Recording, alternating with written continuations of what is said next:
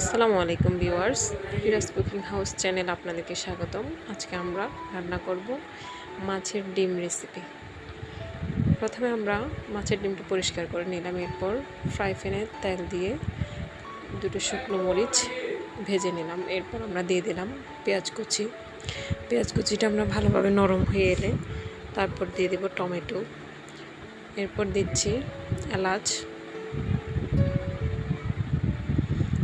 ভালোভাবে আমরা নরম করে নিব।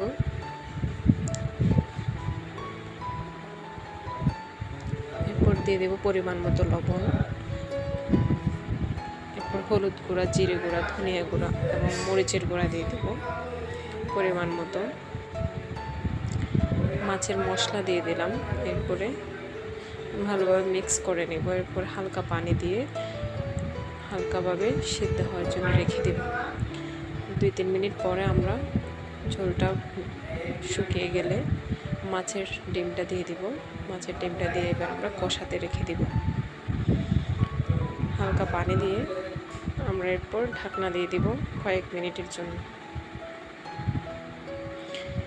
5 থেকে 7 মিনিট পরে আমরা দেখব ঝোলটা শুকিয়ে গেছে। এরপর আমরা ধনেপাতা দিয়ে আবার ভালোভাবে নেড়ে চেড়ে দেব।